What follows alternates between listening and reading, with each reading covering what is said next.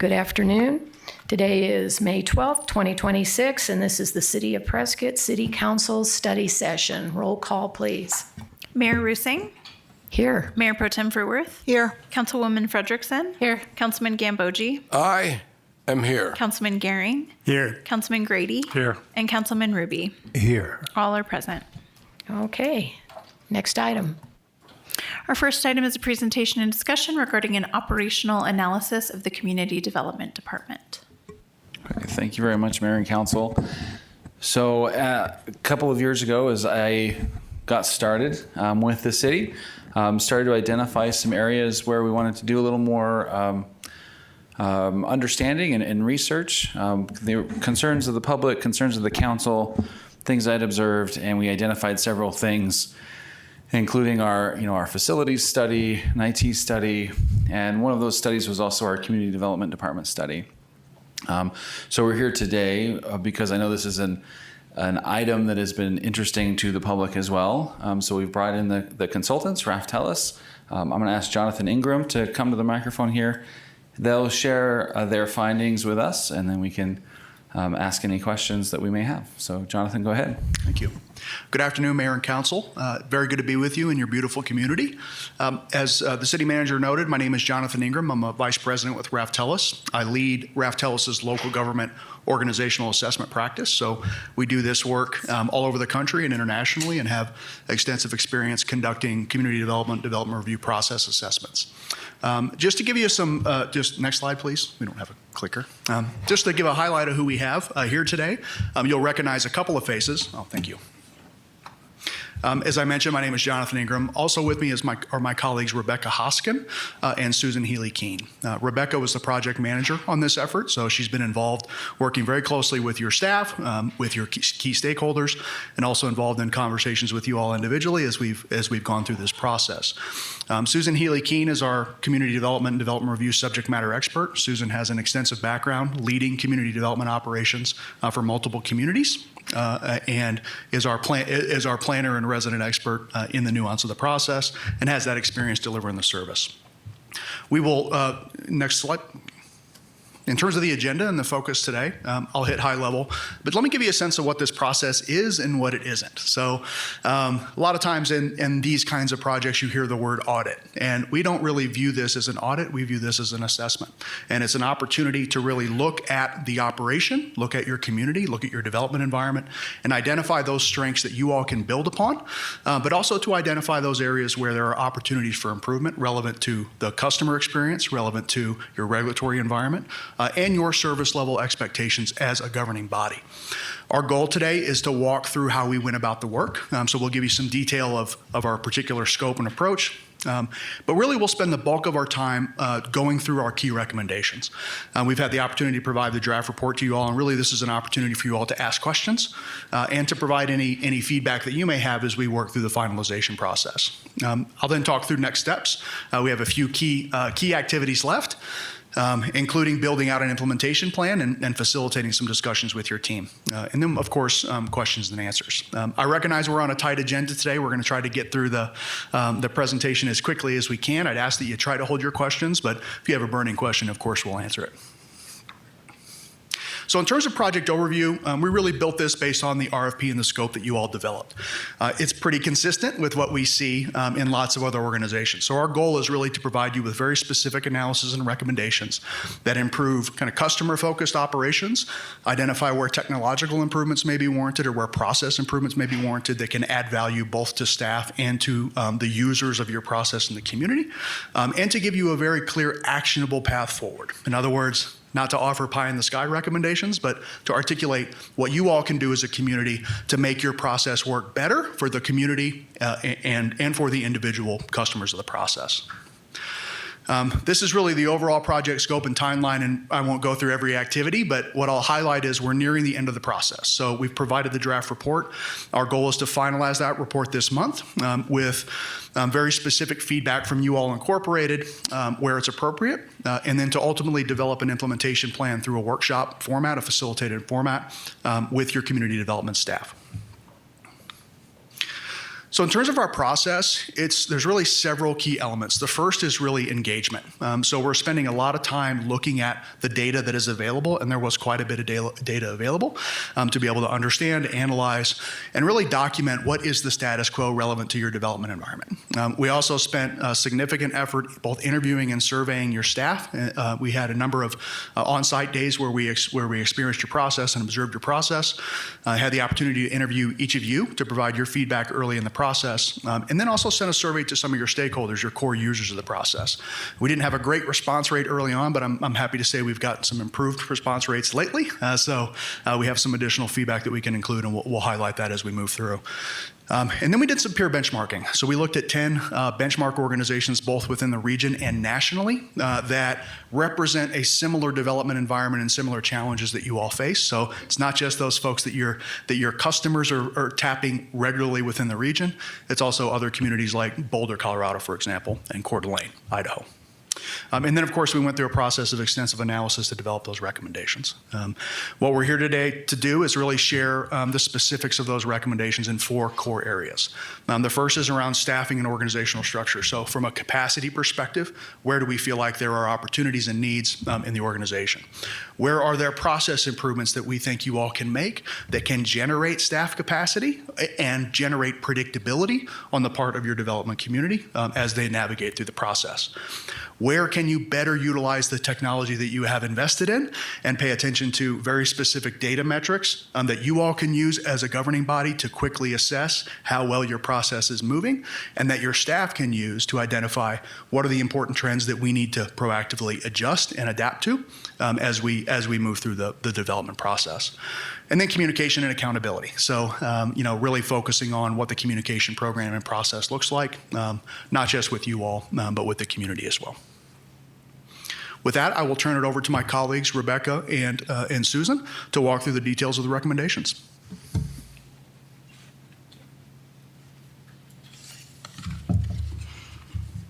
Okay, we're going to start with the recommendations regarding staffing and structure, as Jonathan mentioned. This section includes 6 recommendations and is the largest single category because obviously staffing and structure is foundational to getting the work done. But before we get there, I want to give you just a little context on the existing structure. As you can see here, this is the current structure. There's 26 FTEs currently in the department. There are a couple of things I want to draw your attention to that caught our eye. First, the engineering group there, private engineering on the left, that supervisor position was vacant during our review period, and for that reason, it was a temporary move to put that under the operations manager while that vacancy occurred. And we'll talk about that more as we move forward, but that was one thing that you should be aware of. Secondly, the administrative coordinator position was also vacant under the operations manager at the time of our review, but luckily it's been filled since, so that's good news. Finally, that private engineering review of the 3 reviewer positions, 2 of them were vacant at the time of the review. So a lot of that was being covered in part by the city engineer, providing some backup coverage. So those are just some things to be aware of that were in place at the time of our review back in December and January. And each of these vacancies is really important to the process because there's not a lot of redundancy. So when a vacancy exists, it definitely has an impact on processing. Also, this slide sort of just puts staffing and volume into some context. On the left, you can sort of see the permits and the application volume from 2023 to 2025. That was the set of data that we had and used for analysis. And you can see that there was a slight projected decline at the end of 2025, but basically it was pretty stable. You can see that the permit volumes are stable over those 3 years. But then if you look at adding in the 10,000 to 20,000 housing units that are already included in your development agreements, you can see on the right we tried to do some projections across high, middle, and low progressions across a 12-year period, and you can see that it goes up very radically depending on how much the growth actually occurs. Obviously, we can't project exactly what's going to happen, but it gives you some sense that we are going to need to look at workload volumes increasing over the future years as those developments move forward, and we just want to make sure everyone's aware of that.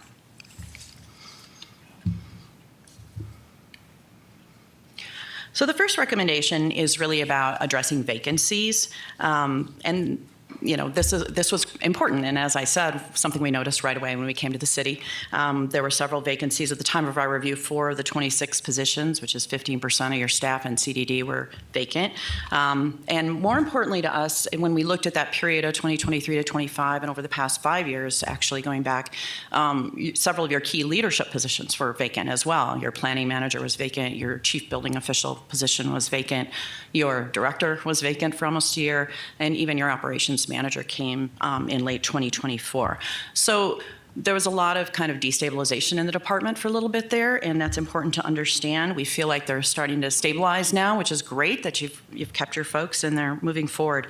But that was a lot of transition, and it did impact your processing, and the data proves that. The data shows that on-time performance dropped during those years when you had those position vacancies. So it just kind of shows that correlation of performance related to vacancies. Madam Mayor, Yes, Ted.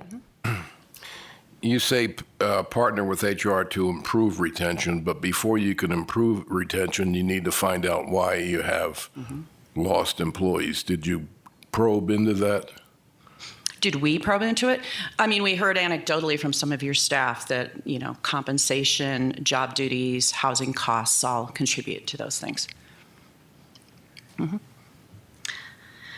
The other piece of vacancies that's important to know in CDD in particular, unlike a lot of positions in a city, it's not plug and play. These are technical positions, and oftentimes in community development operations, we see it can take up to a year to get someone up to speed fully because they have to learn all of your local regulations and ordinances and codes. So there is a high learning curve in community development, and that's another reason why it's critical to try to not have as many vacancies as possible. Obviously, no one wants them.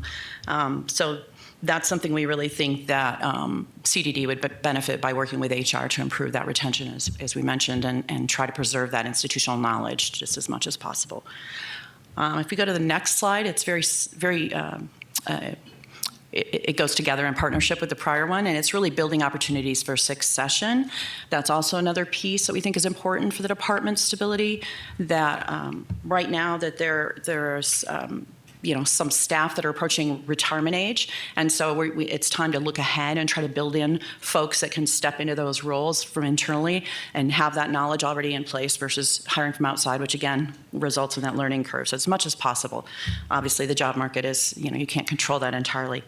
Also, there's a compensation framework right now, and staff talked about they'd have to be in the city a long, long time to reach the maximum levels. But we think there's an opportunity there in that if you take some classifications and build in some career ladders, for example, a planning position, you could start with an apprentice planner, someone with no experience to come in at the lower level, and then move up to a planner, associate planner, a planner, a senior planner, and then maybe a planning manager. So building in kind of mild steps can help with that progression, give them a little something to work toward, and also some pay increase. But more importantly, the leadership can start giving them more tasks and kind of build their skill set so that you build that internal capacity to take over when that top leader leaves. And we think that's really valuable, and particularly that apprentice piece might be very useful to bring in folks who don't have the qualifications or background perhaps, but they can get in the door and start getting that training at a lower level internally. So we think it's really important to build some opportunities for succession and planning ahead. Recommendation 3, we did suggest that the city add 1 FTE position to the Water Resources Division within the department. This was probably our highest priority position for filling, and the reason is that water management is critical to your growth. It's a very important piece of things. We heard that from most of you when we interviewed you. We heard that from the stakeholders as well. Everyone's aware of that. And you have a lot of complex development agreements in place. And right now, unfortunately, some of the staff, right now there's a water project manager and a water resources manager and 2 water resources project managers. And right now, a fair amount of their capacity is being spent doing the permitting processing versus working on your long-term master plan for water. So that is one of our concerns, is that you really need that focus on that long-term planning to deal with those development agreements, to deal with the oncoming growth that's going to hit you shortly. And so for that reason, we think it's important to have 1 position added. It would add that and have that position focused on that permitting processing so that the others are free to work on the long-term master planning piece of the water. And that would be freeing up that technical staff to do that work. The second position we recommended was a management analyst for the operations division. This ties into a recommendation you'll hear about later on in process improvements and technology. But right now, we have to say, we were impressed with your data. We got incredible data from your folks. You have more than most cities we work with, frankly, and so that was a real strength for your department. You have a lot of good information that's there to mine and really use to drive continuous improvement. Unfortunately, there's not the capacity to do that, and it's sort of happening infrequently right now, inconsistently, when the operations manager or the director have time to run the numbers. And so we think it's important for driving those improvements, which we'll talk about later, but it's really critical for your performance management and also for transparency for the public, to have someone who's really in charge of mining the data, being a data analyst essentially in-house. And that can help with consistent performance reporting, developing customer service standards so you really know how long it takes and know what your standards should be, and also to improve that public transparency so that you can put that information out there. We know cities that put their performance right online for everybody to see, and even if it's not where it's supposed to be, if their target's 90%, it might be at 75. Okay, that's okay. We know we need to work on it, right? We know we're not making what we need to be. So that's part of knowing where you are, is doing that data analysis. And so this position would really fulfill that role and help transform the operations division into like a continuous improvement performance piece of things division. In this position, this was the last position we recommended in this report, was a third position. It's an administrative position to the operations division as well. The reason for this is we thought you had a rather unusual org structure in that there was really not much administrative support at all. And that's really unusual for a community development department because planning in particular has a lot of administrative needs. There's public noticing, there's staffing liaisons for committees and commissions, there's sending out letters to landowners, and a lot of that time that's given to administrative staff, which you don't have. So right now some of your technical reviewers are using their time, which is an inefficient use of their time to do that work. And so we really think that this would be an easy win. It's a low-cost way to build that capacity immediately and build your technical review capacity by adding that position and freeing them up to do faster review cycles, essentially. Our last recommendation on staffing and structure is really about some reorganization. We feel that there's some misalignment right now in terms of the org structure the way it is, and both for operational efficiency and the operations manager's ability to focus on the strategic work that he should be doing. Currently, your development services representatives, who are really your permit intake folks at the front counter, the private engineering reviewers, and neighborhood services representatives, who are your code enforcement folks, they all report in operations right now. And we think that they would be better aligned to move to their technical areas where they're more coordinating. So we would recommend having the intake folks report to the building division, so they work directly with the chief building officer. The engineering, as we had mentioned earlier, was temporarily reporting to the operations manager, and that should again rise up to report directly to the director. And then the code enforcement folks and neighborhood services reps should report to planning, where they're more aligned in terms of dealing with the code and ordinances, the land use laws that they're upholding. So we think that would be beneficial for them in terms of the technical alignment. And again, we really want to focus that operations division to be your continuous improvement data analyst wing, essentially, of the department. So that was our last recommendation. So the proposed new structure is up on the board now. The items in blue are the 3 positions that we would recommend. Again, these can be phased. Obviously, it's dependent on financial resources and all kinds of things, but this is what we see as a good structure for the department.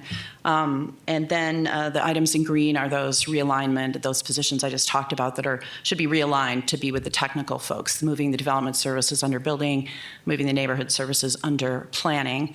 And we think that this brings a really clean structure to the department, and that then it would help create some new thresholds, and these changes can be implemented through updating their SOPs and make some configuration changes. So we think that would be good.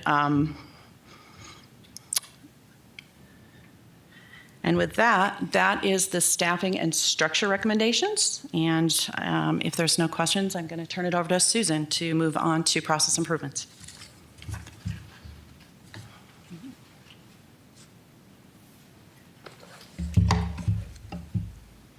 Good afternoon. The process improvement recommendations are largely implementable without any new hires and without any major technology investment. Many of them can be updated, addressed through updated standard operating procedures, administrative policy changes, and better use of the tools the city already has. That said, it is going to require committed management attention and council support too, particularly the recommendations that are going to touch fee structures or require staff to enforce new submittal standards that, frankly, applicants may push back on initially. The first process recommendation is to formalize the water resources participation thresholds and accountability in the pre-application conference, the PAC process. Staff noted, and applicants did as well, that the pre-application conference, the PAC, is a strength, but its effectiveness is somewhat lost when the substantive water review happens too late in the formal cycle. At the PAC level, the primary determination is whether a water service application is or is not required. And for projects that are more complex and have more complex water implications, the quality of the PAC meeting really depends on whether the applicant, on what the applicant has submitted and whether the right staff are engaged. And sometimes that information doesn't happen until later in the process. And so currently there are no thresholds published that trigger escalation beyond basic water service application requirement. So that would be something that would be important to add.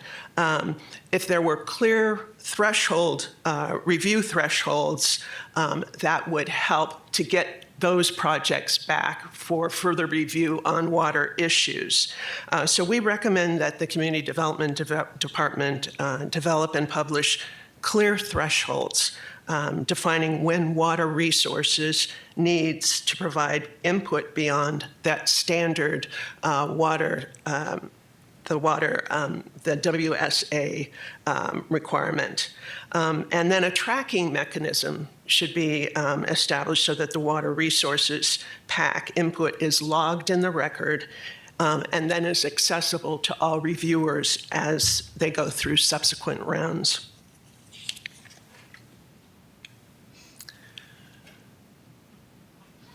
Recommendation 8 also talks about water resources, and we recommend that water resources review steps be added to the Central Square workflow to eliminate manual workarounds. Right now, this is not tracked through Central Square, and it is tracked manually outside the system, and it's not integrated. And so this creates some handoff risks and blind spots where one department doesn't know what the other is holding up. So the Community Development Department should work with the internal IT user group described later in Recommendation 14.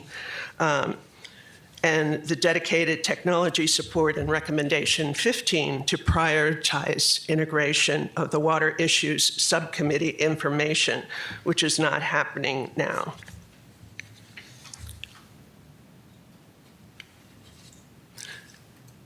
This next slide requires a little more explanation.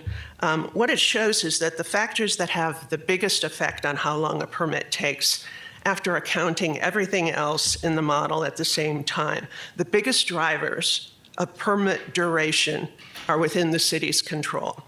Both extra review rounds add 48% to the time, and each extra department involved adds 43%, and both can be addressed through process changes. We used a statistical model that looks at all the factors together: the permit type, round count, departments involved, the year, the applicant hold time, and the measures and measures how much each one independently contributes to the total duration. And obviously, everybody wants things to go faster. So we know this is accurate. The test uses 4,312 permits, which is a large enough sample for the results to be statistically reliable. So if at the front we can see what's going on, we can make sure that we assign additional resources for those more complex projects.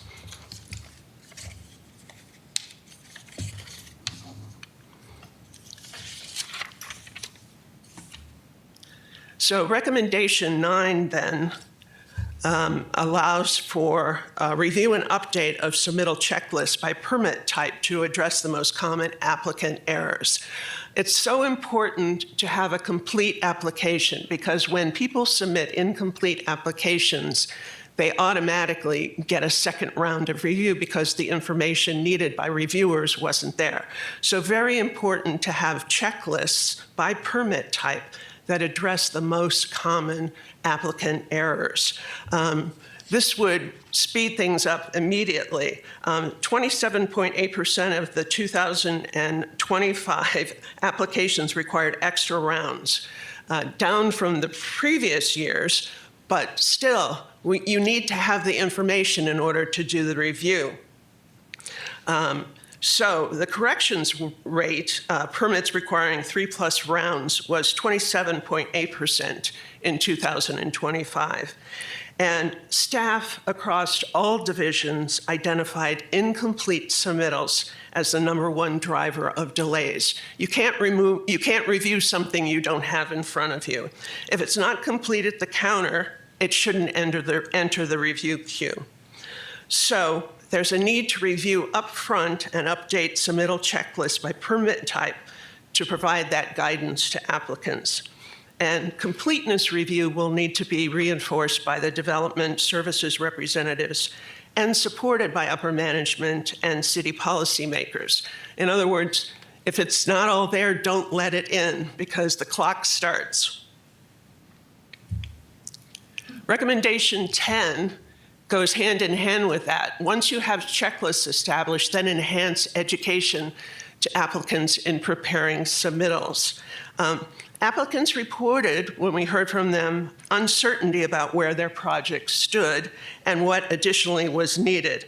And so the recommendation here is to create instructional videos for the top 5 permit types, in this case, probably single-family residence, commercial, and accessory structures would be the first to look at, which account for 60% of all permits requiring additional rounds of review.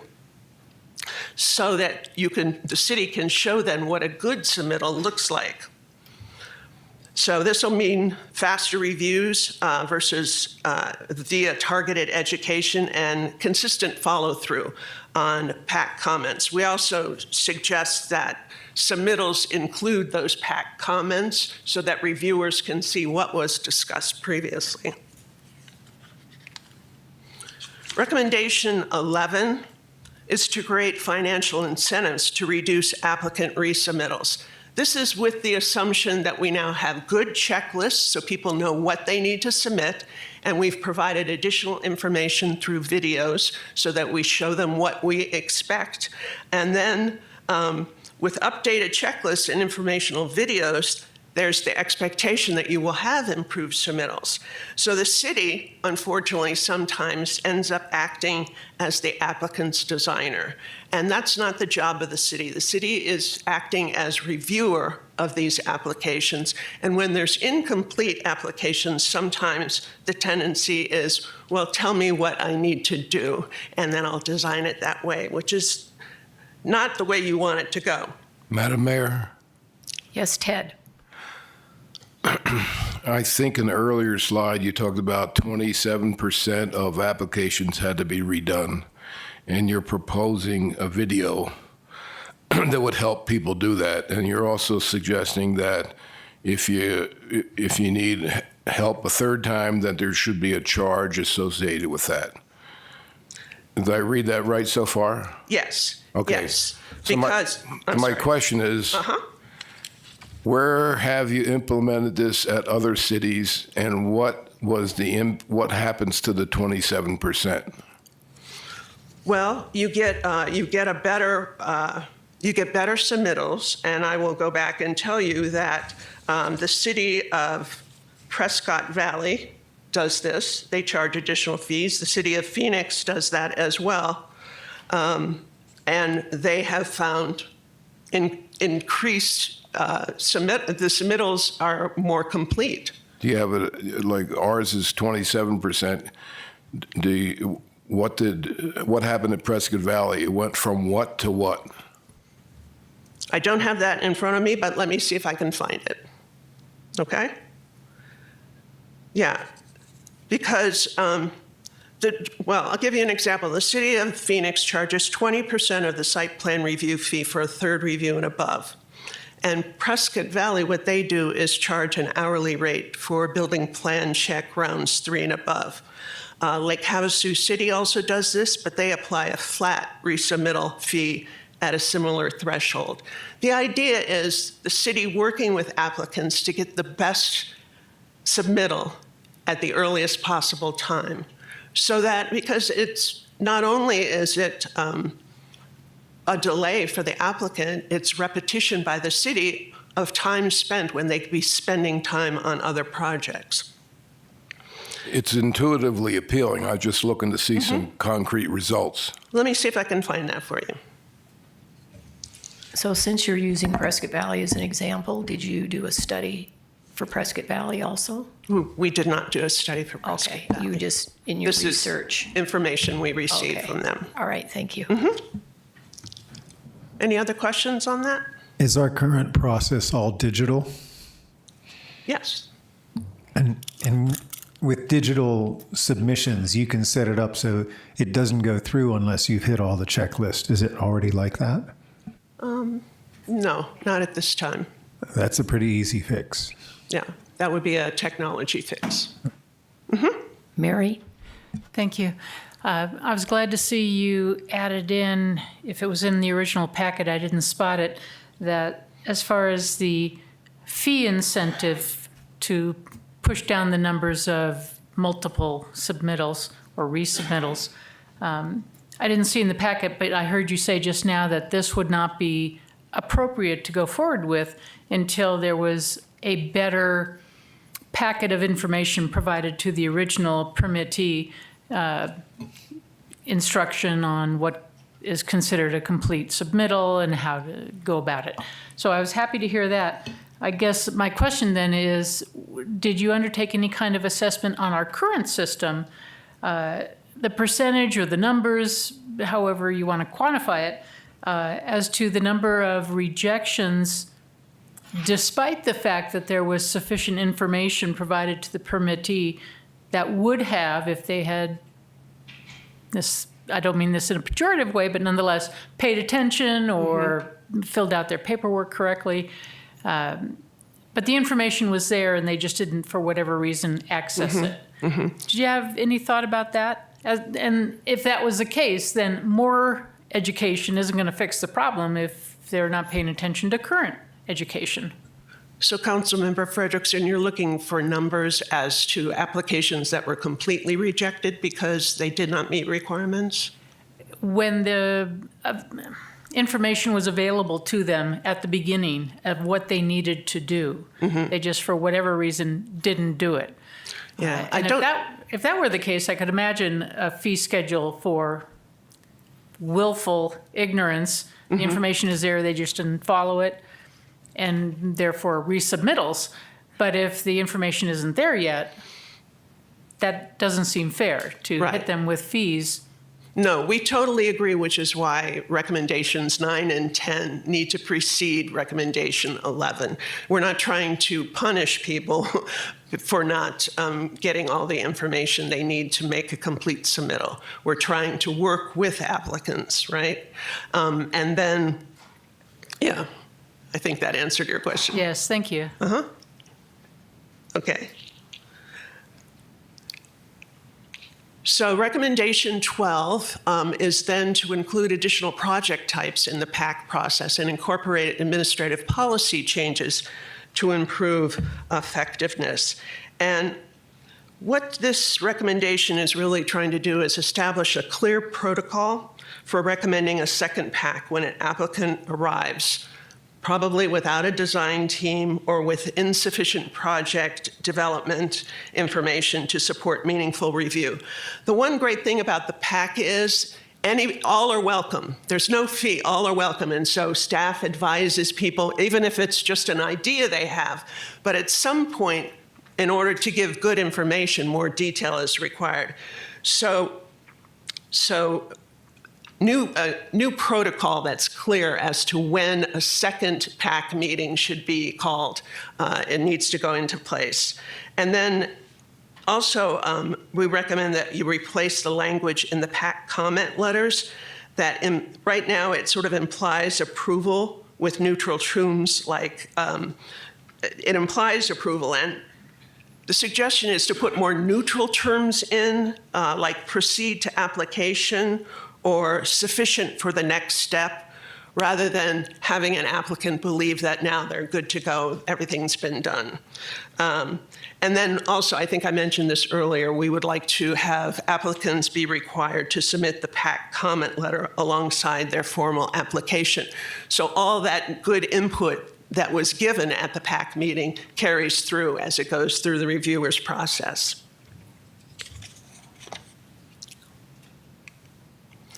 And the third, or the next recommendation, recommendation 13, is to implement process time service level standards for DSP processes. The processing service time level standards are posted on the city's website as required by state law, but not necessarily actively communicated to applicants. On-time rates vary wildly by type. Plumbing, 100%, but model plans are only 33%. So it's hard to manage what you don't measure. So setting a 90% on-time goal for all types gives the development community the predictability that they're asking for. So we recommend that the city develop and publish a performance reporting framework that tracks on-time review rates by permit type and by reviewing department, and report back on a quarterly basis to the city manager and also to you. The standards now are tracked internally but not actively communicated, and that's the piece that's missing. We want to publish them and be transparent because that's going to build credibility with the community and with you as well, because then you will have a regular ongoing report of where things are. All right, we're going to move on to technology.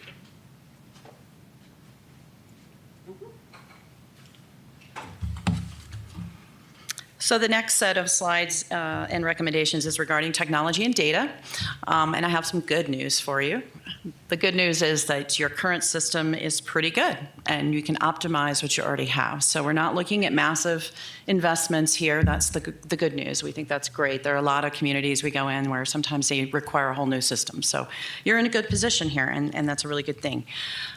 What we did find is that, Central Square is the permitting software being used in the department, and it's being used. It generally meets the city's needs, but there are several little glitches, tweaks that are needed.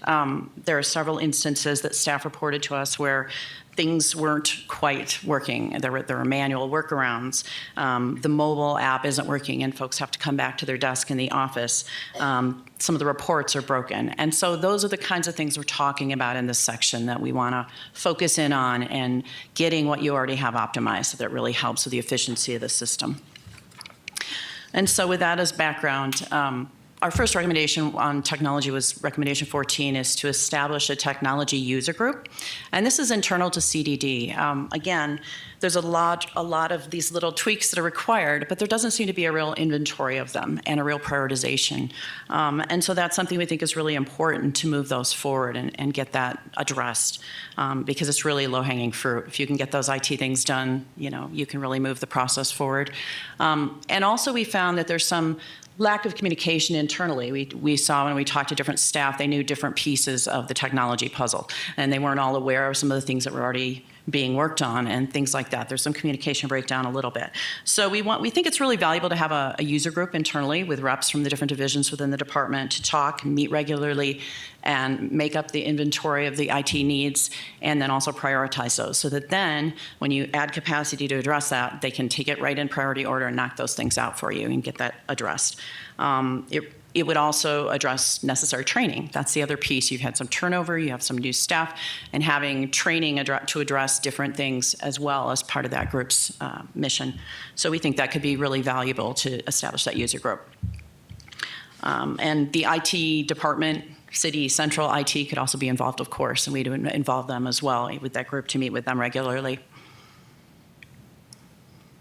On the next slide, it goes with that. It's sort of a partner, which is that we need to have some capacity to address those issues. And that can be either consulting staff, external consultants, professional services, vendors that can come in for a limited time and knock those things out for you, or it could be internal, dedicated city staff IT capacity. But it would need to be dedicated. We need someone who's focused on CDD needs and can kind of knock those things out in a systematic way. Many of them are minor, but they do require some knowledge of Central Square and the vendor apps and some time to work with the vendor on those things. So there's some technical expertise that would be helpful. So it's really up to the city how they want to get that capacity, but we really think you do need to have some kind of dedicated capacity to address those things brought up by that user group. And again, like I said, those are really minor tweaks over time that we can address in the system you already have and make that way more functional for your staff. The next recommendation, recommendation 16, is kind of overarching, and it's really to force the department and to continue moving the way that they're already starting, which is to really focus on data-driven management and process improvement. It's really important in community development to look at that data and measure that in real time and know what's happening in the system for a couple of reasons. One is that it's a multifunctional process, right? This isn't all in CDD. Things go to fire for review. Things go to public works for review. Things are out of their control, and you've got a lot of folks you're passing the football to get to the goal line. So tracking all of that really helps you know where those bottlenecks are, when things slow down, and why. Your data proves this, actually. When we went through your data, it showed very clearly in some cases where there were vacancies that the performance went down. Fire, for example, had a fire review position that was vacant, and their review times went down, or went up, I should say. So, we can see in the data that has direct impact. And that's exactly what we're talking about, is using the data you have to really manage and drive the performance of the department. The department's done that as well. We've seen an improvement over the last 3 years that you went up to 87% on-time performance when you had leaders in there that were paying attention and looking at the data to drive performance. So we just think this is a philosophy in general that needs to be adopted by the department, and it's going to help get you to the things Susan talked about in terms of transparency, accountability, where everyone knows what's happening. And even if it's not perfect, if it's not where we want to be, if we're not hitting that 90%, then we can all say at least why and identify why and work on fixing it, right? So that's the goal with that recommendation. And again, that goes back to that management analyst position as well. That was that capacity we were trying to build for that function, so that's important. This last slide on technology is really about on-time performance, and it just kind of shows that improvement that I was just talking about. System-wide, your plan review on-time rate went up from 2023 and 2024, where it was about 73%, to 87% in 2025. So that was a 14% improvement, which is great, right? That's wonderful. Your department was really doing good stuff. But we're still 3% below the 90. So we know we've got still work to do, but we can start looking at the data and figure out why. And on the right, it kind of shows the detail in terms of the performance by permit type. So that helps you look at which permit types we really need to hone in on, work on some of that educational material, work on our internal process, and really try to improve that rate. So this was just an example of how we can use that data to make that analysis, and you can see the improvement in real time. And with that, we have one last recommendation in communication and accountability, and I'll turn it back to Susan. Mayor? Mary. Yes, Mary. Thanks. Before we get off of, although we may touch back on it, I'm sure. Sure. About Central Square, I noted that of the 10 or 12 peer cities that you included in your assessment, none of them were using Central Square. Are you aware of Central Square's presence in the marketplace of these kind of software programs? Yeah, we actually we have an IT person in our firm, and they kind of came and talked to some of your folks, and they are very well aware of Central Square. It is national. We've seen it in other clients. It's used. It's a strong player in the market. It's not an outlier at all. It's just apparently regionally others haven't adopted it. So Thank you. And I guess my second question was, in your assessment, did you have any conversation with our IT staff as to whether or not they have the available time or the capacity to undertake this? I'm weighing the thought of bringing in somebody specific to Central Square to help, or is our IT staff available? I'm sure they're very busy. Could they take this on? Yeah, we did talk to them, and then again, as part of that little IT, we did sort of an IT mini review as part of this, and we interviewed them, and the short answer is, I mean, they're more than happy to help, but they just, like you said, they're very busy, and it's not a focus. They have to focus on every other department as well, so it's hard to, prioritize CDD above some other needs in the city. Thank you. I have a question. What about AI? Would it be possible to apply AI to the PAC process or some other process? I don't know that we've talked about that. Go ahead, John. I'll speak to that at a high level. So there are a number of interesting applications that are sort of coming into the market for intake review, for completeness review, for utilization, for note taking, those kinds of things. Are they tested to such degree that we would recommend them at this point? No, but they are things that you all as a community and your department ought to be paying close attention to, not just in community development, but organization-wide. It is extremely dynamic. It changes about every moment I look at the news feed, right? So, but I think there will be opportunities to create efficiencies through AI. One of the things that's particularly interesting, I think, relevant to AI tools and the recommendations that we've outlined for you all is the degree to which AI is able to tap into multiple data sources to create dashboards in an extremely efficient way. So tapping into your system and drawing from the data that you have, you may be able to use those tools to present that much more effectively and much more efficiently. So I think there are opportunities. It just I would be short of making a specific recommendation as to what they are. All right, thank you. Very interesting.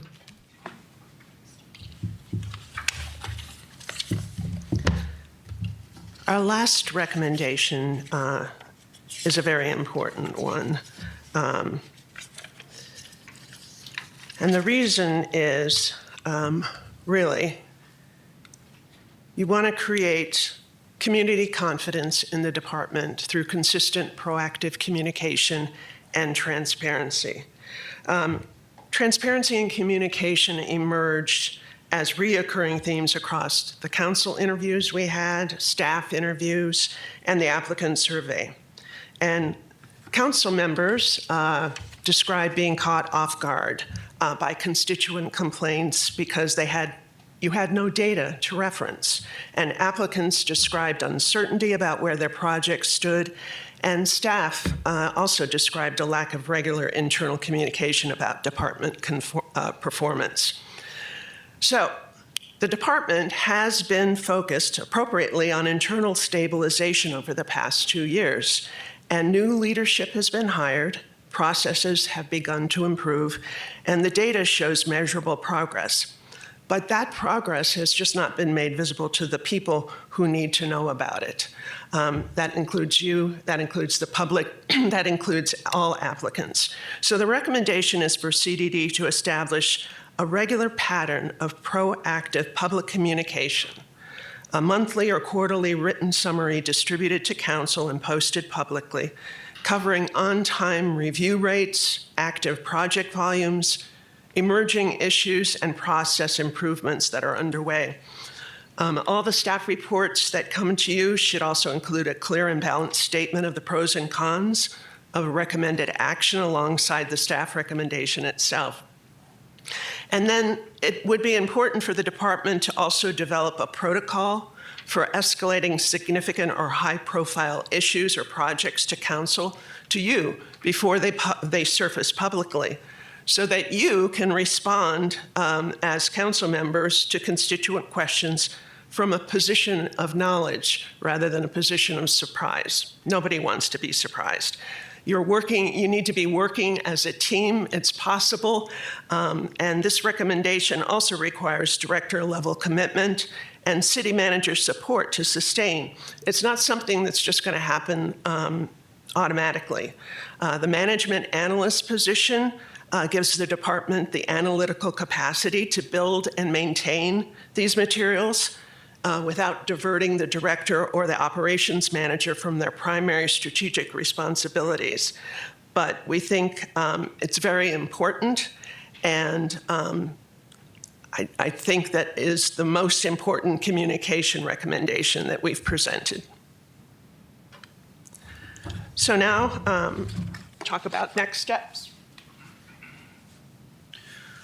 So before we talk through next steps, I want to just highlight a couple key conclusions before we open it up for discussion. So, one of the things that we are going to move toward in terms of our immediate next steps is starting to develop an implementation framework in consultation with your staff. And that's really our final deliverable, and once we finalize this effort.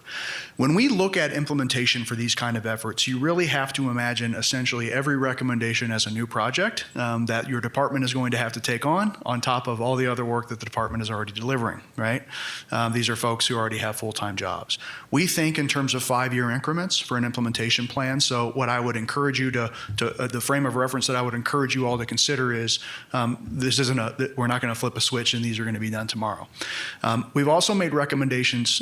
There are individual recommendations around process improvement. There are individual recommendations around building capacity. Those recommendations are related. So one of the tempting things can be to ask questions in a year or two around process improvements without necessarily going through the effort of creating the necessary capacity to solve some of those problems, to create some of the communication engagement mechanisms, to create those performance metrics. So it's really important to look at the body of work as a holistic message and a holistic series of recommendations that are designed to move you all in a meaningful way, but both toward the best practice, but more importantly toward who you all want to be as a community and what your service level expectations are. Okay? As I mentioned, just in terms of specific next steps, we will be targeting a workshop in June or July. Summer vacation times are always fun for scheduling, but we'll be building out the implementation plan. You will have a final report with that implementation plan. The intent of that plan is a progress tracker. We provide it to you in a draft format. We want your staff to take that plan and to use it as a tool to report their progress on implementing the recommendations to you all and to the city manager going forward. With that, I'll ask my team to step back up here, and we're happy to answer any questions you all may have with the time we have left. Madam Mayor, may I? Yes, start off, Ted. On your recommendation 17, outcomes of implementation, you wrote proactive performance reporting. Mm-hmm. And I've always said if you don't have a message, you'll inherit a message. And it seems like the message we inherit is a sled going downhill. So I wholeheartedly support promoting as to the comment that some council members were asked a question and they didn't know the answer. That happens to me every day. That doesn't bother me. I just pick up the phone and get the answer. So I think it's incumbent upon everybody to step back, evaluate the process, and then as we make progress, to communicate that progress. So good job. Thank you. Thank you, sir. Yeah, and I took note of the water issues. When an applicant comes to the city with a project, the first thing they want to know is if they're going to get the water. Because if they're not going to get the water, why proceed any further? So I think that, we have a water issue subcommittee of 3 council members that meets once a month, but maybe we can speed up the process, maybe bypass the PAC and have the applicant first go to the Water Resource Department, to Brian and his team, and they can look at it and then bring it to us first. And then we can take it from there. I think that might help. Or whatever way, we can work on getting the water application decided first. Mr. Gehring, do you have any comments? We'll just go down the row. Thank you, Mayor. I'm wondering how you see the creation of all the checklists that are going to be required. That looks to me to be a significant project. It is a significant project. And again, our focus is on building consistency and compliance. We want to make sure that that your applicants, even those, we sort of jokingly categorize applicants as sort of one of two categories. There's the frequent flyers that know your system and your process really well and do work in lots of other municipalities. And then there's those folks who maybe do a project every couple years and maybe aren't quite as familiar, or they're coming in from out of town. And we want to make sure that the process is understandable and accessible, that it's in plain speak. And that takes effort. It's really strategic communications effort to build useful tools. And you can sometimes err on the side of creating a 50-page document when really you need 2 pages of really concise direction, right? So it absolutely is extra effort, and it's really an important part of why we recommend, one of the reasons why we've recommended that management analyst position. That's a major lift. The reporting piece, the consistency of reporting, is a major lift for the organization, and it will be hard for your staff to absorb independent of that additional capacity. I think when you look back historically at the impact of vacancies just on your on-time rate, on your on-time performance, for example, it really demonstrates the degree to which you all, as a small department, are really limited in what your extra capacity is to execute some of these special projects. So you envision the creation of all these checklists probably by new staff that's hired, basically. Well, you would have to have some capacity to develop, but your existing staff have got to be involved as the owners and subject matter experts of those areas. So it is a combination. However, there are other things that we've recommended to generate additional capacity with your existing staff as well, right? So again, it's a complicated clockwork to get you where you need to be. All right, thank you. Mm-hmm. Okay. Patrick. Yeah, thank you, Mayor. So what was the workshop that you were referring to? What's the outcome expected for that? So we develop an initial draft implementation plan that's our recommendations on priority and key implementation steps. We are then going to facilitate a workshop with staff where we say, okay, we don't assign target completion dates, for example. We estimate the amount of effort required to execute a recommendation. Okay, we will work with your staff to say, okay, what are all the other things that are going on? What's a reasonable timeline? Who's responsible? Who's the single point of authority and accountability for each recommendation, which is really important. What are the resources that are needed? So we actually build out a critical path in consultation with your staff so that it's not something that's hoisted upon them, that it's something that integrates with all the other work that the organization is doing. And that's a facilitated conversational process. It's a collaborative effort. And as a follow-up, so what level of stakeholder involvement is there regarding these 17 or 18 recommendations? The stakeholder involvement, so we did include stakeholder involvement as part of our information gathering Correct, but phase. now at this phase. In terms of developing the implementation plan, it's really staff, these are staff tasks. And if we were assigning something to an individual stakeholder, yes. Now here's where I think your stakeholders are going to play a really important role.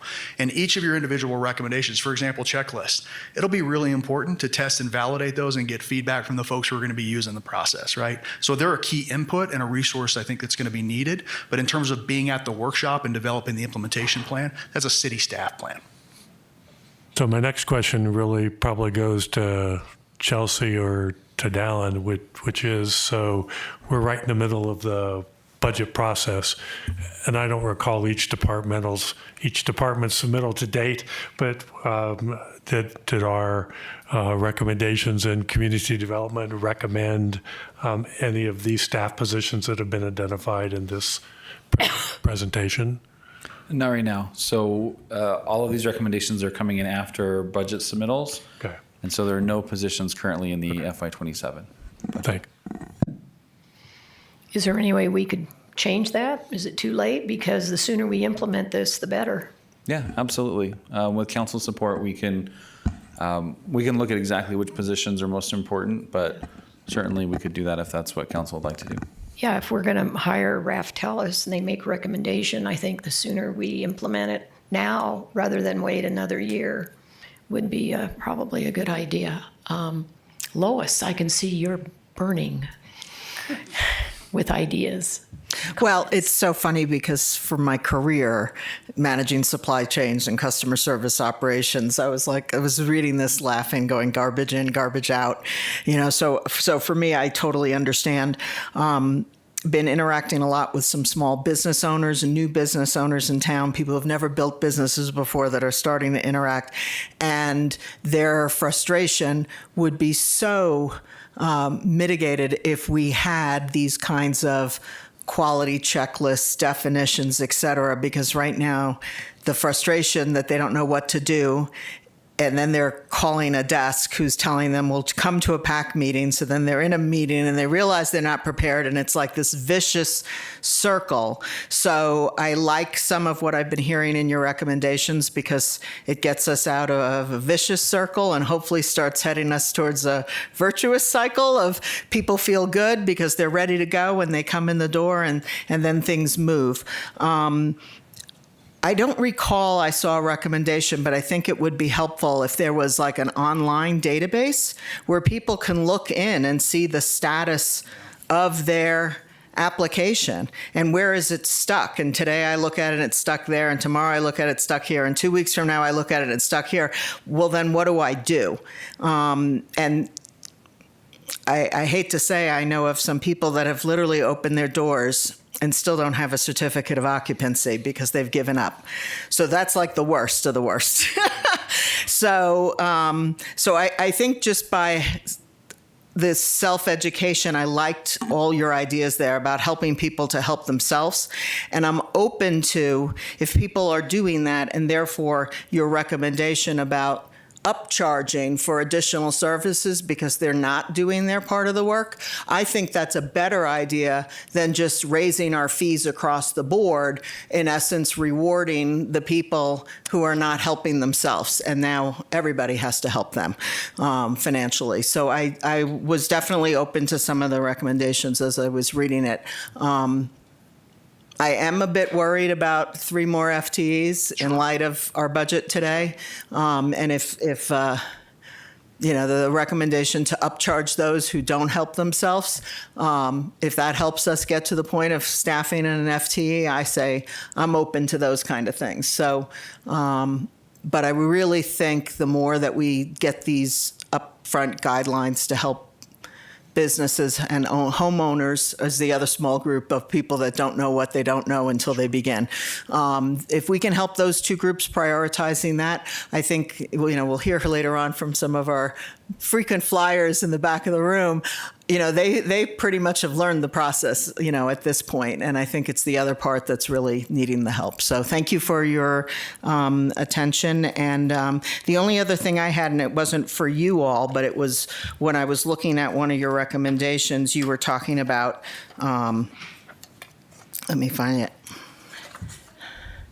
You were talking about addressing vacancies and retention and all the reasons. And for me, before I can wrap my mind around that recommendation, I'd really like to see how this compares to employee opinion survey results, both at the department and cross departments. So I guess I'm looking at Dallin. Before I can wrap my mind around that, is this something that's just happening? Is this a special cause, or is this a cause we have across the board? And then the other thing is to better understand what are the exit interviews saying in those cases? Why are people leaving? And are we crystal clear on that rationale? And once again, is that special cause for just ComDev, or is that across the board? So those are my thoughts. Thank you. Thank you. Okay, Mary, you're next. I guess the most alarming part for me as I was reading through your report was the continuing vacancies in the CDD and at important levels, not at entry level, but supervisors and managers, and because the system can't work if somebody is not at the helm. And so the workers, this again, not meaning to be pejorative, but the worker bees, the people on the ground who actually get the stuff done, if the system isn't formatted sufficiently to allow them to do their work efficiently, and they don't have somebody as a supervisor or a manager who is going to fix this. That's an alarming problem for me. And however many, whatever budgetary manipulations need to happen, those positions need to be filled if the system's going to work. And I guess my concern is, you mentioned the good, the positive of providing the current staff with a career ladder, a way to move forward. But balanced against that is the need to have qualified, capable people in those next steps up. The senior analyst, or the supervisor or the manager.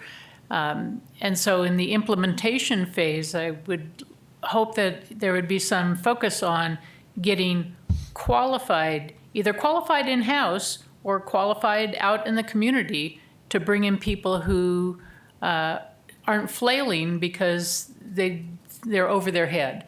You know, there's the Peter Principle idea, and we don't want to push people forward just because it feels good to move them from an analyst to a senior analyst. You know, that feels great. But if they don't have the goods to back up that position, that just creates more problems. So the implementation phase, recommendations are great. Implementation is where the rubber hits the road. Yes, ma'am. And Jay? Yes. I was just reminded of like granting processes that I've been through. When you're doing an application, you have a digital checklist and you can't actually submit till you've done everything on it. Yeah. With that, the idea of instructional videos, I think it is helpful.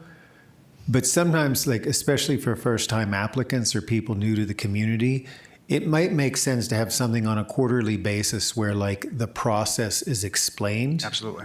And that can be, and if people know that's coming, they plan their life to be there to get that information. And then that's probably like a little bit of a PR thing on our part to make sure the community knows, oh, I'm going to go into this process with community development.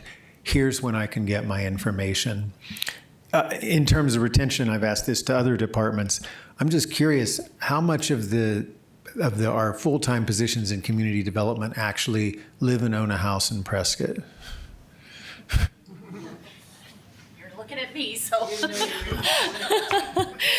Good afternoon, Mayor Pro Tem, Council, Chelsea Walton, Community Development Director. So I can't tell you exactly the number. I know that a couple years back, our HR division our HR department for the city of Prescott did an employee survey, and I think it came back with like 53% of our employees work outside of city limits. I know from a ComDev perspective, I don't reside in the city of Prescott, and several of my staff are outside of city limits. But I don't have a particular number for you off the top of my head.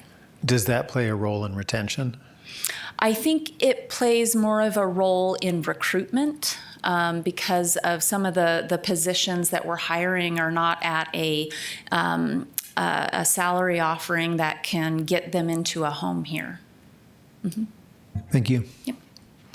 Well, I'd like to summarize this. Community development is the first line, the front line of our people coming here that want to start a business or expand a current business. So it's a very important part of our economic development strategy. So it's important that we have a culture of yes in our community development department. And if there's a bump in the road or a problem, that it's yes, we can help you solve that problem. Because so many people are turned away, they get discouraged, and they have hurdles, they don't know what to do next. So I think this is a good start, and I want to thank everybody for their participation. And do we have any public comment? We do. First is Sandy Griffiths.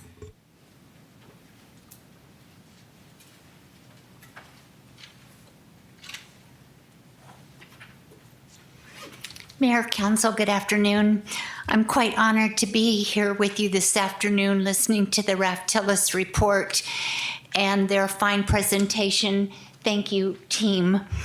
I want you to know that there's not a jurisdiction anywhere that does not face the department challenges on a day-to-day basis that the city of Prescott's going through. I know you don't want to hear this, but you're not any different. You're not special. The special part of this is your development services team and the employees that work for the city of Prescott. I was quite interested with Miss Susan's number 17, proactive performance reporting. We are now doing that at the town of Prescott Valley on a quarterly basis. And I must say that it is exceptional. It has taken off. The lunch meetings from 11 to 1 are glowing with industry folks, homeowners, staff, outside resources, and we will be more than happy to become engaged and help that work because it is badly needed. I feel that the extra round reviews are not necessarily due to complex projects. We have designers and draftsmen, your plan reviewers, that will send out a list of corrections. Let's say there's 10 items. The plan comes back in a month later with only 2 of the 10 items being addressed. It happens quite often. So either your homeowner, your architect, your draftsman, your designer, they're not doing their job, and that's not a fault of the city and your staff. Those are valid requirements for the safety and life of this permit. And I'm a firm believer that extra round reviews should be charged. The town of Prescott Valley does it. Yavapai County does it. It's time to implement that charge. Give them 2 reviews. The third one, it's on them. You and your staff, development team staff, they are not here to draw and review those plans. It's the builder, the homeowner, their responsibility. So it's important. I also want to address, sorry, Councilman Gehring and Councilman Ruby, you brought up the checklist. About 2 years ago, we revamped the permit checklist and really reworked it. You do have a valid checklist. We'll be happy to sit down and go through that again with the industry. It was working quite well. I know that codes have changed, some other processes are involved, but you do have a very valid working checklist. I feel that due to complex regulations, staffing demands, customer service expectations, and of course the growth pressures that we see every day are part of the challenges that your team is faced with. And again, it's not new, it's not unusual. It's happening in every industry everywhere. And I want to say that in working with your development services team for 20 years now, the serious sense of purpose, their humor, their pride in their job and what they do and who they represent is phenomenal. They all need to be treated with respect and admiration because the city of Prescott, you're pretty top drawer right now, and I hope that you realize that. The industry's here to help you, love to partner with meetings, sit down, engage, come to solutions, and Ralph Tillis, thank you very much. It's a pleasure meeting you, and I was quite involved and honored to be part of Susan's review process. So thank you. Let's implement some of these changes. They're valid, necessary, and important. I appreciate all of you. Well, thank you, Sandy. Michael Taylor.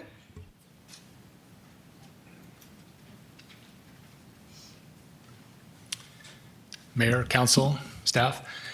I'm not as verbose as Sandy is. I have very few comments. First off, as a frequent flyer, as was stated, for the last 42 years, I've been working with community development since the department was in the basement of the old city hall, and have seen it grow and expand. the depth that they're having to do reviews, the amount of codes that we have to follow these days, the level of work that they're required to do now is so much greater than what it was 42 years ago. Plans that we would submit back then for a new building might have 6 sheets of drawings total and be reviewed by 1 or maybe 2 people. Now the same building would require 60, 70 sheets of drawings and is reviewed by 8, 10, 12 different people in different departments. So it just keeps growing and growing. But what I've seen consistently throughout the 42 years that I've been working in this community is that when the City of Prescott ComDev the department moves up a step, it's because of the staff that you engage. When you find good people who are qualified and passionate about their job, the level of service that we get as consumers rises. Some of those staff are here today. I'm not going to call them by name, but they know who they are.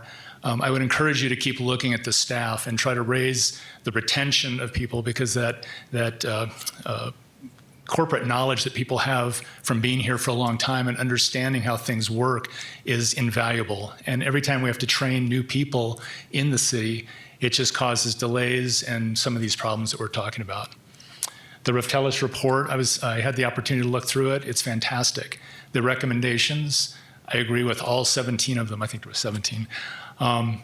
I would encourage you to consider each of those individually and implement them where you can, and would offer that as a stakeholder, I would be available for comment or to help discussions. The third review charges, definitely have some opinions about that, but would welcome the opportunity to participate in that process, and would encourage you to look at the recommendations that they've made. Thank you all.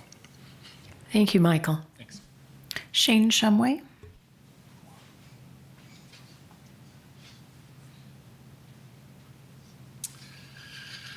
Good afternoon, Council. Shane Shumway with Whiting Brothers. We've done several projects here in Prescott. We currently employ about 80 individuals. Soon we'll employ about another 50 individuals here.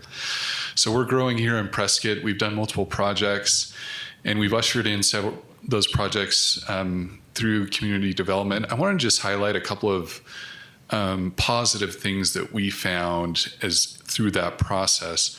In other municipalities, sometimes you see the departments being siloed between the individuals who have different responsibilities. And that siloing creates an effect where projects can often stop or stall because the individuals won't communicate with each other and resolve conflict.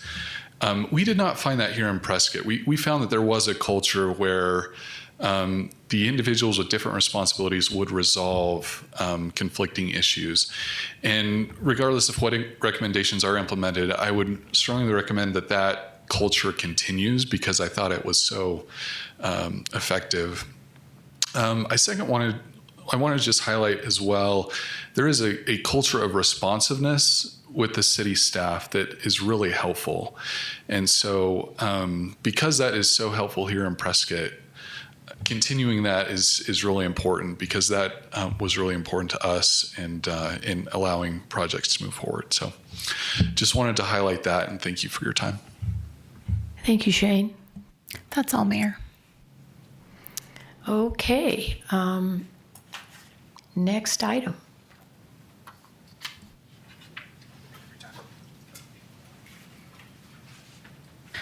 All right, our next item is a presentation and discussion regarding the Charter Review Committee, additional proposed charter revisions for council consideration, and addition to the ballot for the city's special election to be held on November 3rd, 2026. I will just briefly touch on a couple of things, and then you'll be hearing from the committee chair, Bonnie McMinn. As you all know, the council adopted resolution number 2026-1977 back in early March of this year. That resolution called for a special election to be held on November 3rd, and also approved ballot language for 2 ballot measures to amend the city charter, the first of which is an amendment to Article 9, Section 6, which addresses majority to elect in a primary, and the second is amendments to Article 11, Section 4, a title change there, removing Justice of the Peace with City Judge. Today, Ms. McMinn will cover two additional proposed revisions to the charter, and then also highlight a couple of items that the committee is still working on and anticipates potentially forwarding to you all for consideration to be placed on the ballot. The two in particular today are already planned to be on the June 9th voting meeting agenda for adoption of the ballot language to be placed on the November 3rd ballot, if that is the discretion of council. And then the additional ones would come forward based on committee action at their upcoming meeting next week. Okay, and before Bonnie gets started on our presentation, I would just like to make a few comments. As the longest serving council member here, this is my 7th year. I have a little list of suggested criteria for council for charter amendments. So ask yourselves these questions to see if the proposed amendment meets at least one of the following. Will it save taxpayer dollars? Will it prevent lawsuits? Will it manage growth in water? Will it protect quality of life? Will it clarify charter language and promote more transparency and public input? So those are just some thoughts to stay on track before we start. Thank you. Thank you, Mayor and Council. On behalf of the Charter Review Committee, Vice Chair Rod Moyer, members Michael Brogy, Mike Geddes, Ralph Hess, and myself, I really want to thank you, staff, City Clerk's Office, legal, and the public for the time and participation that's been invested. And Mayor, thank you very much for your criteria. We don't have a lot to do with water right now, but maybe later. But we definitely have a lot to do with transparency and good governance. So Article 2, you're going to click for me, right? Or I can? Yeah, you have it right there. The big arrow. I've never had to do this before. Article 2, Section 18, consideration of petitions. So the first amendment before you today is regarding citizen petitions. The purpose of this amendment is to clarify how council considers petitions submitted by citizens and ensure that there's an opportunity for public input. So one of the things that we are hoping to retain, of course, is the 60-day public comment period. And this was on the previous palette, if you will, the buffet of of amendments in 2023, which expanded it to 60 days beyond the 30 days. But we're asking this time that there be one public meeting, a meeting, not a hearing, but a meeting in which the council would have an opportunity to listen to the petitioner, and then there could be public comment based on that. And this is in the interest of transparency. And one of the things that we struggled with in the last session was the language act upon. And of course, we've consulted with legal many times and what that means and doesn't mean. But we feel that this would clarify for the public what act upon would mean. And we would like for you to consider that. And also consider having some public discussion. So the purpose of this amendment is to strengthen transparency and public participation while still preserving council's discretion regarding the final outcome. This particular recommendation was a unanimous vote of 5. Any questions? Yeah, I'd like to make some comments. Isn't this in reference to our current procedure where a citizen's petition goes to the consent agenda? And that seems to be working pretty well. For example, you recently presented a rodeo petition, and I pulled it, and it was voted on and passed. And also, you are the author of the only citizen petition that has successfully made it to the ballot and passed, and that was for the open space. That is correct. And that was another example of it already working. And I'm concerned that as it is now, it goes to the consent agenda. And if it would say something frivolous like, we want to count all the butterflies in Prescott, no one's going to pull it, and it's just going to die. But if it's something that we're interested in, then we'll pull it, have a discussion, and direct city staff to start working on it and having public meetings. But we could also get people, like, say, that want to submit 10 every 2 weeks, and then it would overwhelm city staff, slow everything down, be a distraction, and then we'd have to have 10 public meetings about it over 60 days. And I think that's something that could be, this is very well intentioned, but I think, we have to be a little bit of a devil's advocate, especially when seems to be a surge in people that are, nothing against activists, but we got to make sure that if it's still working, the way it is, and we put it on the charter, it would be very hard to change that if there is an issue. So, Ted, do you have any comments on this? No. Mr. Gehring? Patrick?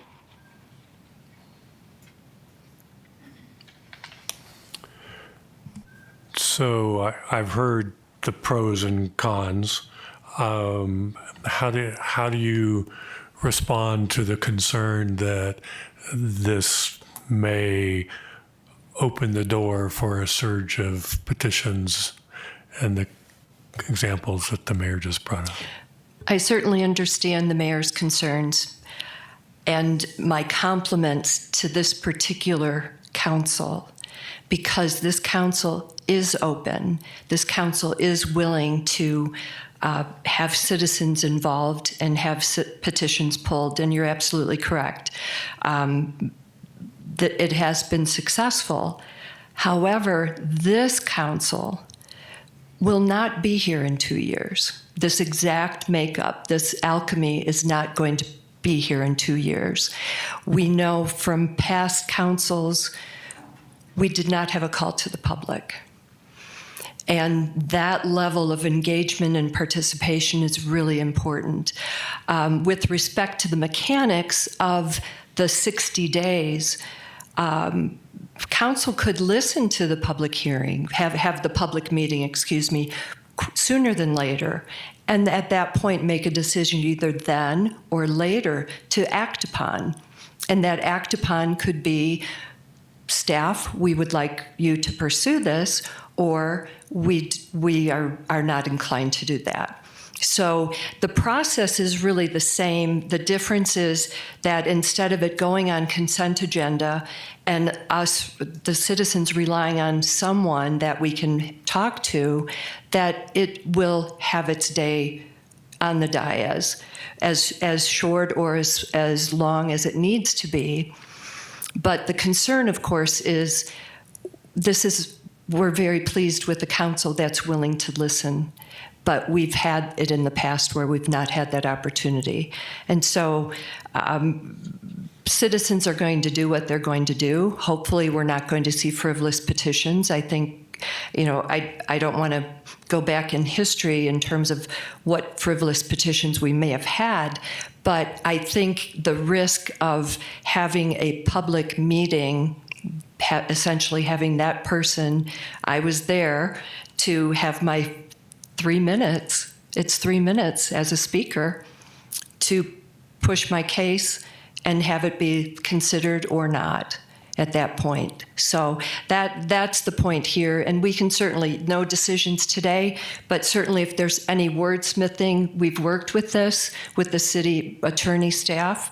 But if there's something that you'd like changed in here, but I think the spirit is, we believe that when the citizen petition was originally put into the charter, that it was well intended. And it was intended for the citizens to have that chance to petition essentially the dais. I have another question. Okay, Patrick? And so, and this may be to the city attorney or the city clerk. So Ms. McMinn suggests that perhaps the level of staff time regarding looking at the pros and cons of the petition submittal, it says act upon such petition with, apparently it might not be as extensive a review as seemed to be required in our business that I saw when I first joined council. Any response from the city clerk or city attorney on that? So I would say if the council's considering a petition from a citizen, staff isn't going to have specific recommendation, like a recommended action. You know, normally if something's coming from staff, we're providing you with a recommendation to adopt a resolution or approve a contract because we've done the review on everything and determined this would be in the best interest of the city, and it's this group's responsibility to make sure that they're approving things that are going to serve the city. If we're putting a petition from a citizen onto an agenda in a very similar manner that we do when we place it on the consent agenda now, we would include the petition, kind of a brief summary within the memo of what the petition is suggesting, and then the recommendation would be for the council to make a determination on how they would like to proceed with that petition. I will say that the way that it was handled before the change was made to put the petitions on consent was that there was an extensive amount of research that was going into each of the petitions before they were coming back to the council, because we did not have a prescriptive direction from the council on how to handle them, which was why that change was made. There was an extensive amount of staff time that was going into every single petition that was coming in before it was coming back to the council. So would this proposed language clarify that, thereby reducing response? I don't know that it necessarily clarifies that specifically. I think what it does is it creates, instead of going automatically to the consent agenda, it would come back to council sort of immediately for discussion, public comment, and so forth. So the situation where we have kind of reduced staff time is probably the similar. We wouldn't invest a lot before we bring it to council and have you have an open discussion. There's sort of other concerns that you'd want to think of. For example, every time you hear a topic, council is criticized for hearing the topic, even though you have no say in you do have some say in what comes to you, but when something's put in front of you, you have to discuss it, and you'll still be criticized just for discussing it.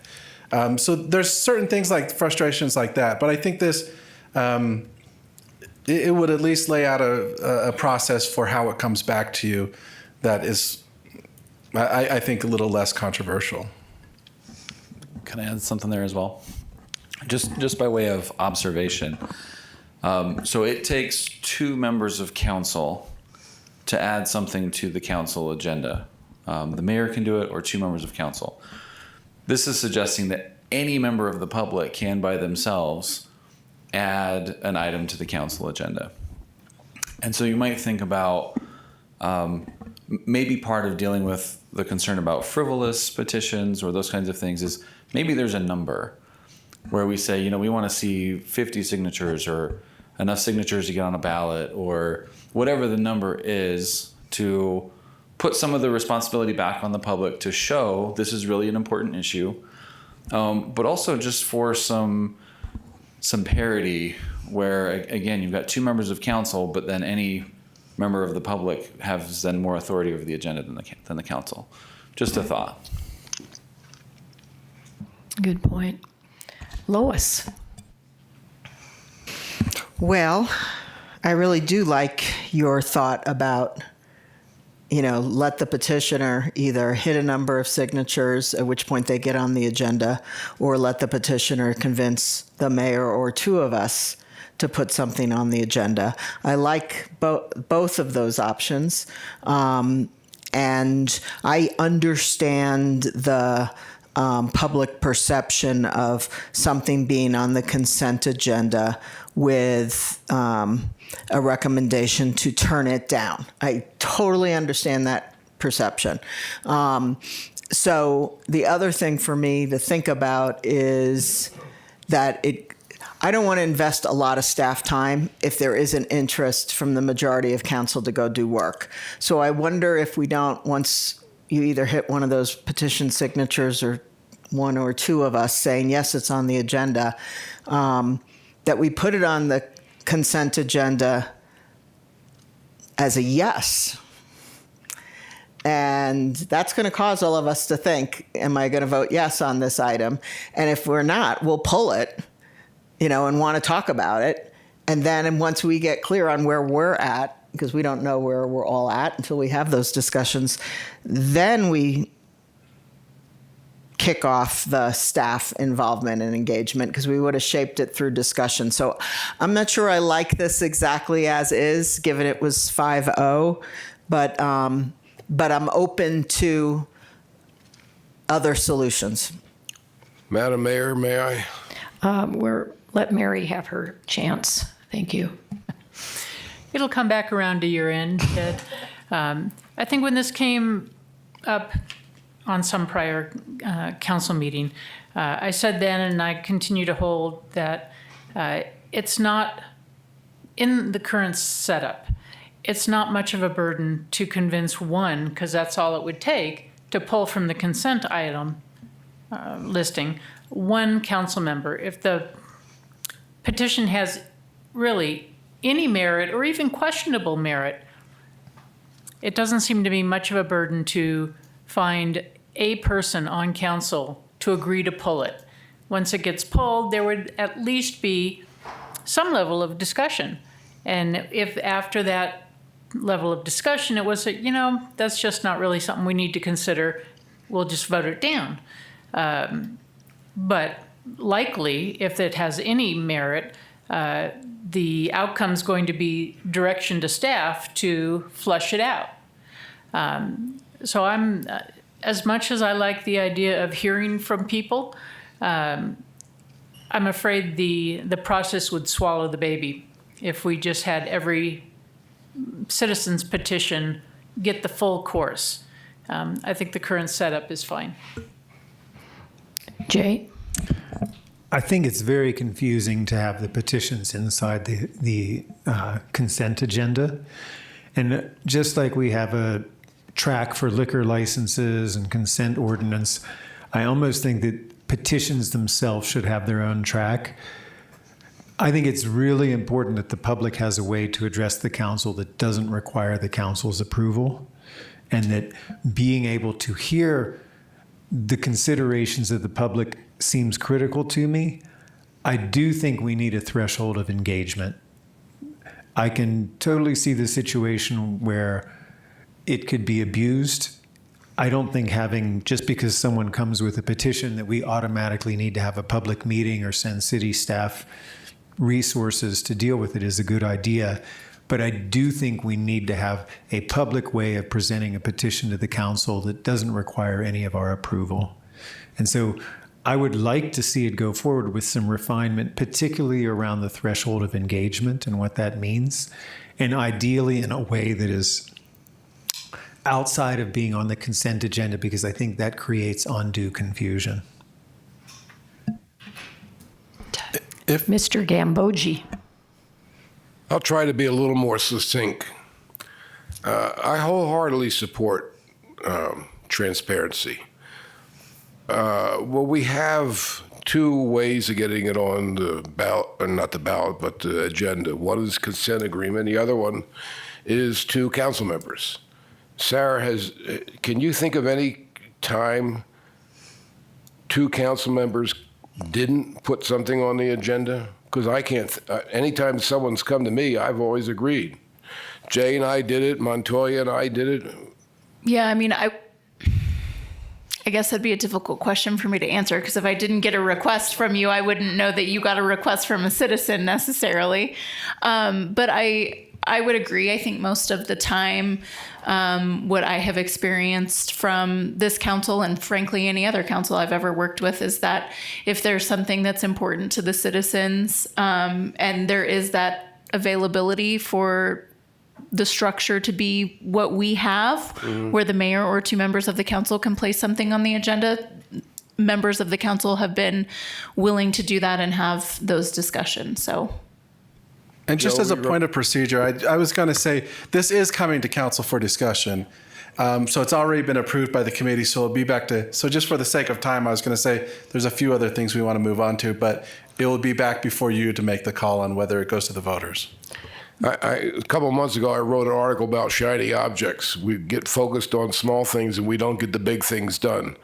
I hope this is not a shiny object because right now you do have multiple venues for getting something on the agenda, and I'm good with that the way it is. If I may interject, Prop 484 was actually presented to a council member who had a second, and it did not come before council. It was shut down. So that is why 3 weeks later, you guys, those who were on council at that time, saw Prop 484 in its primitive form because of that. So that it did happen. Sarah doesn't know about it because it didn't come to you, but it did happen. It was shut down. Repeat that again. I missed it. So the question was, have any 2 council members never, or the mayor, agreed to put something on the agenda? And the answer is yes, it happened with Prop 484. We went to 2 council members first, and it got shut down. It was the wrong council members. That's not our fault. There's a story, but it is council, so that is, yeah. But I mean, well, yeah. Well, you go to 2 and you get shut down, and then you go, well, then I think try another 2. We have to then do something different, which it did work. Mm-hmm. And the reality is that the process didn't start until the previous council, which you guys were on, you 3, said, yeah, we want to keep going. We're not sure we like the language of what was originally in the citizen petition, but we want to keep going. Yeah. And so that's how that came about. But we did try the different ways, because a citizen petition I know it's hard on you guys, but it's tough on us. Anyway. You've got 15 minutes. Sorry, I was just going to say, in the interest of time, too, like Joe said, this is coming back to the council for action on June 9th. What we could do and I heard several of you mention a threshold, we could put in some alternative language that would include like a threshold. So any citizen may appear before the council at a regular meeting and present a written petition with X number of supporting signatures, and then the rest of that language stays the same, or something along those lines, if that is what the council would like to see. But that can be discussed when you vote in favor or not in favor of proposed language from the committee. Well, and I'll take this feedback to the committee. We're meeting next week, so we can add this onto the agenda. So the second one that we have approved is Article 8, Section 11, leases of city property. This amendment is responsive to long-term leases of high-value city property. And Bonnie, if you just want to click the on the next one. Yeah, you're right. There we go. Sorry about that. So that's the proposed language. But basically, we're asking at this point for 3/4 council approval, a study session, a 60-day public comment period, one public hearing, and then a presentation of any public comments to council before the final vote. And in a nutshell, this basically for high value, what we're suggesting is if the Plus property itself, 3/4 vote. It'll take a 3/4 vote. at this point, but I do have a comment on that as well. But the purpose is high value, $4 million value of property or greater, and a lease of 4 years or greater is the two things. It is predominantly, if you read this, we're just asking for public engagement. We're asking for transparency. We're asking for citizens to have the chance to participate in a study session, the public comment period, one public hearing, and then the summary comments from the public. And this would probably apply to our new lease for the city court building. Well, this would have been triggered. Would not. Well, it really wouldn't because that property, we don't know if it's valued at $4 million, but I don't think so. It could be, but. Also, this is for this is city-owned for property, city-owned not property. for This is us leasing. leasing. Okay. It's yes. the city leasing high value, our own high value property. Thank you. Also, you say hearings. Do you mean hearing or a meeting? Well, we have it listed as a hearing, a public hearing. But again, we are open to suggestions, and we can certainly take the comments that you have today, and we would like to, reconvene with the committee to look at anything else that you might be interested in with this property. Madam Mayor? Yes, Ted. Bonnie, what are you trying to accomplish here? It's public engagement and transparency. That's it in a nutshell. We're asking for public engagement. Well, like in your earlier scenario about public comment, you cited reasons why. You gave examples. What's an example of something that went south that relates to this? Well, the rodeo? We have other things as well. I mean, we can discuss it now. The city did some things with property in 2018. Tell me about that. Leased 4 acres of property for $1,500 a month. There was no public comment. There was no public hearing. There was no public anything. And that was under a different council, but these things happen. Now, you look at you say you want a 3/4 vote. I had to pull out my calculator because this is a pretty complex mathematical equation. But 3/4 of 7 is 5.25, which means you need 6 votes. We'd round up. But so the committee did like the supermajority. However, this is something that I think we're open to, and supermajority applies to annexations, which is it's a high bar. And I defer to the city attorney because the committee has not had an opportunity to fully vet and discuss the supermajority concept. So, yeah, just briefly on the supermajority concept, I think I was pretty clear in the committee, and I've sort of repeated this over and over again, which is to say, at a bare minimum, I need you as council, and it's not to you yet, but I need you to explain why we need supermajority. I need a rational basis that is articulated by council. And honestly, it makes it a lot harder to do business. So it's worth a discussion. And obviously, this isn't being voted on today, but at some point, we need to have that discussion. Thank you. Jay. This is Mr. Ruby. How many properties do we have right now that are 4 years, that hit this threshold of 4 years and what, $4 million? Value of $4 million. Like, is this going to create, is this a rare occurrence or is this a frequent occurrence? This would be pretty frequent. For example, Meals on Wheels, they rent the adult center, which is probably more than $4 million.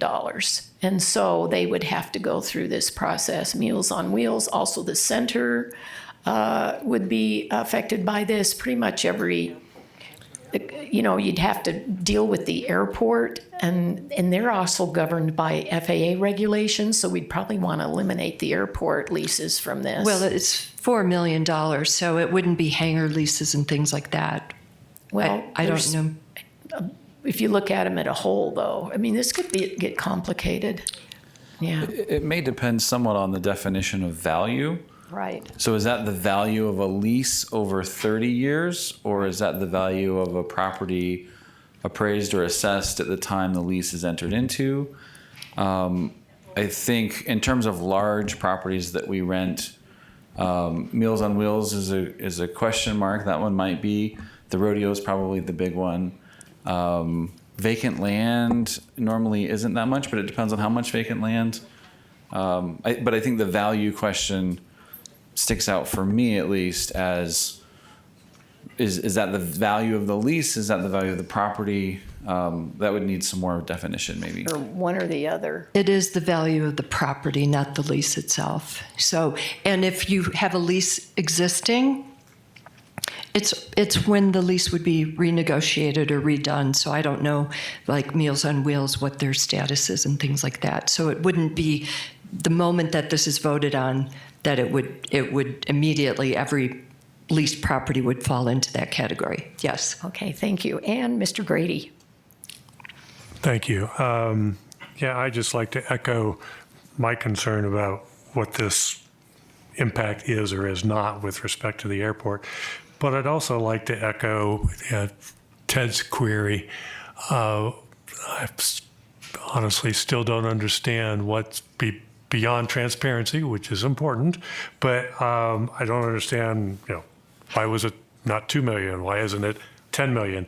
I don't understand actually what prompted this.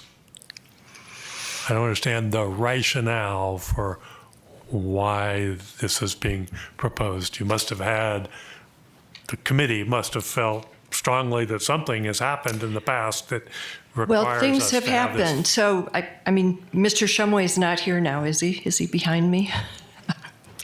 That particular land, you weren't here, many of you weren't here, that one got leased.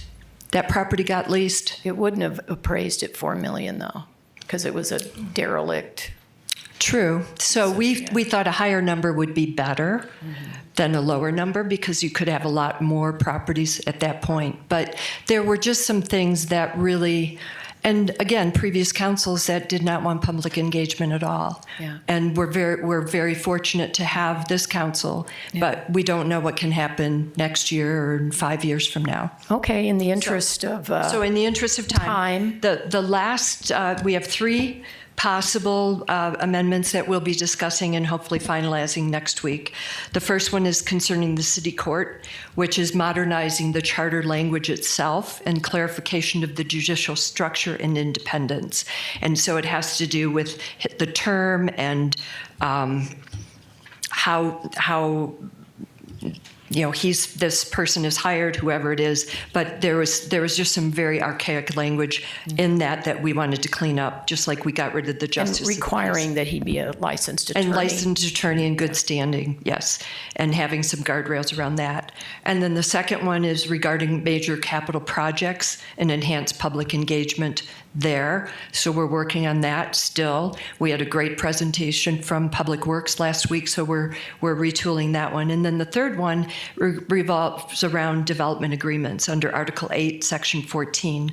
The discussion centered on the scope and structure of development agreements, including adjacent property limitations, term considerations, and evaluation of what appropriately belongs in the charter level versus ordinance or policy. So we wanted to work through that, and that was one of Yeah, and let me flesh that out. Some other amendments I was proposing was considering whenever the city purchases any property that they need to get an appraisal and not pay over appraised price, because there's been many instances where we have bought property in the millions of dollars just based on asking price. That would be, for example, this building, and we did even pay above asking price for this building. So I think a charter amendment would be appropriate.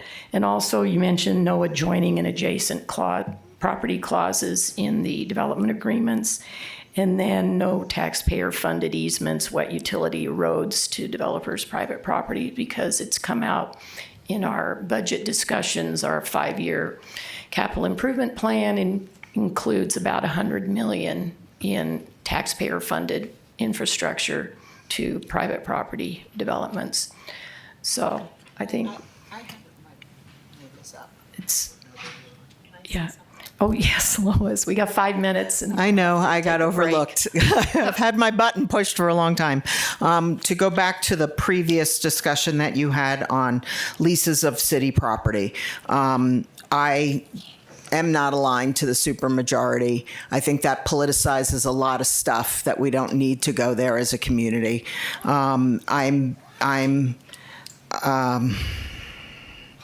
I think the value of something that's over $4.5 million is the rodeo. And I think we agreed to an ordinance regarding public participation and multiple reviews. And so I really don't understand. I would want to understand more why this needs to go into the charter. And so I'm not fully there yet on this one for me, on the leases and the value, because I do think when I work through the math, I think that's who we're targeting. And I think it's redundant to something we already said. And I know you're going to tell me, because we're not going to be on council down the road. And I understand where you're coming from, but I also know where this community is on that topic. And I think things about how we enter in leases and the value of the leases and the fair value of leases, that's more where I would be okay with work being done. But I don't want to make more things contentious than need to be. So that's my thoughts on that one. Okay, we'll have one more comment from Mr. Grady. And you do have public comment as well, Mayor. Oh, okay. Thank you, Mayor. So I'll defer my question to a later time, but one question, I saw that at your committee meeting, you also proposed bringing forward some language relative to anti-discrimination. Is that still your intent? Well, given the fact that we have 2 meetings left and you guys have given us more work, which is appropriate, we were here for direction, of course. So I don't believe that we will be able to address the non-discrimination language in this particular setting, because we've got to get everything back to staff by very early June. So Mayor, when do we have to decide? Plus, I need to point out that we already got legal, maybe Joe can help us out. We already got legal direction that it would be inappropriate to have this non-discrimination clause, which is actually out of the California statutes in our charter. Mr. Young, do you have any comments? I don't know that I do. I know we've talked about this quite a bit. We haven't delved into it too much. I kind of think at this point it will be on a next election cycle rather than this current one. We're trying to kind of rush a few things. And I think one of the things we've heard that's really important for this next cycle is the development agreement provisions. And so that's sort of where the anticipated focus is on the next meeting, is working through the development agreement provision. right in the committee. Sorry, go ahead. There was some issues. There was a draft on the anti-discrimination there. I think that I haven't fully gone through it, but I did have some issues about it creating new causes of actions, which is a little bit concerning. So we just, to be honest, we haven't spent enough time with it. Most of our meetings have taken, we've spent probably 2 or 3 meetings per amendment that we're talking about. And we've really not had any significant time spent with that. We had one presented in January and then kind of a different version, as Joe alluded to, last month. And so we've just been trying to focus on what we feel that we can actually get on the ballot this year with your approval, of course. So we're open for any other suggestions, comments on the side, whatever. Thank you for all your hard work. Thank you. Thank you very much. I appreciate it. Okay, well, we ran a little bit over time, so we're going to take a 10-minute break. Mayor, do you want to take public comment or no? Darn, I keep forgetting. Okay. Come on. Ralph Hess. Come on up.